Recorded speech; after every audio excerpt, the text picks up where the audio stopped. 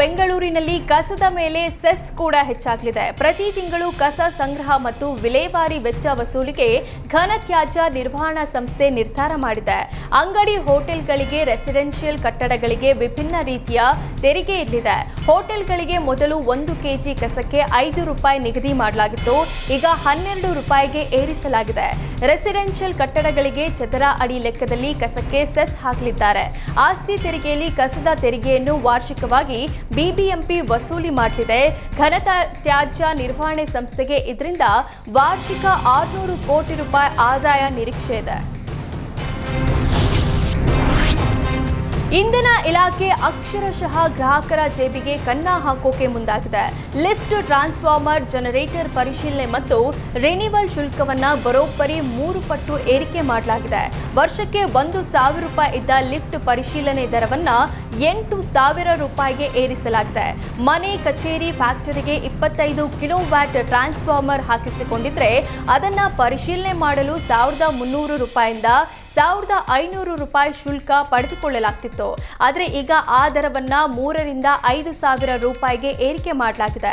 5ರಿಂದ 10 ಕಿಲೋವ್ಯಾಟ್ನ ಸಣ್ಣ ಜನರೇಟರ್ ಪರಿಶೀಲನೆ ಮತ್ತು ರಿನಿವಲ್ಗೆ ₹2,000 ಪಡೆಯಲಾಗ್ತಿತ್ತು. ಆದ್ರೀಗ ಆ ಶುಲ್ಕವನ್ನ ₹5,000ರಿಂದ ₹8,000ಗೆ ಏರಿಕೆ ಮಾಡಲಾಗಿದೆ. ರೈತರ ಐಪಿ ಸೆಟ್ 25 ಕಿಲೋವ್ಯಾಟ್ಗೆ ₹3,000 ಇತ್ತು. ಈಗ ₹11,800ಕ್ಕೆ ಏರಿಕೆ ಮಾಡಲಾಗಿದೆ. ರಾಜ್ಯಾದ್ಯಂತ ಪ್ರತಿ ಲೀಟರ್ ಹಾಲಿಗೆ ₹4 ಕೆಎಂಎಫ್ ಹೆಚ್ಚಿಸಿದ್ರೆ, ಇತ್ತ ಹಾವೇರಿ ಹಾಲು ಉತ್ಪಾದಕರಿಗೆ ಹಾವೇ ಮುಲ್ ಬಿಗ್ ಶಾಕ್ ಕೊಟ್ಟಿದೆ. ಪ್ರತಿ ಲೀಟರ್ ಹಾಲಿಗೆ 3.50 ಕಡಿಮೆ ಮಾಡಿ ಹಾವೇ ಮುಲ್ ಆದೇಶ ಮಾಡಿದೆ.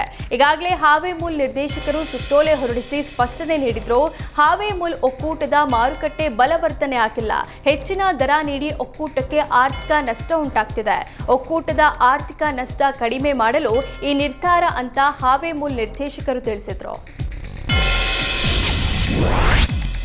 ಮೈಸೂರಿನ ಎಚ್ಡಿ ಕೋಟೆ ತಾಲೂಕಿನ ಐಸ್ ಕ್ರೀಂ ಘಟಕಗಳ ಮೇಲೆ ಆಹಾರ ಸುರಕ್ಷತಾ ಅಧಿಕಾರಿಗಳು ದಿಢೀರ್ ದಾಳಿ ನಡೆಸಿದ್ದಾರೆ.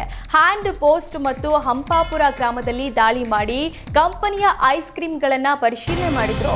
ಸುರಕ್ಷತಾ ಕ್ರಮಗಳನ್ನು ಪಾಲಿಸದ ಅಂಗಡಿ ಮಾಲೀಕರಿಗೆ ದಂಡ ವಿಧಿಸಿ ನೋಟಿಸ್ ಜಾರಿ ಮಾಡಿದ್ರು.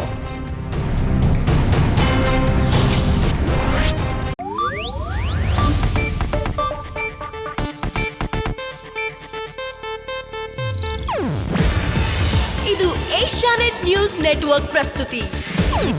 ನೀವು ನೋಡ್ತಿದ್ದೀರಾ ಏಷ್ಯಾನೆಟ್ ಸುವರ್ಣ ನ್ಯೂಸ್.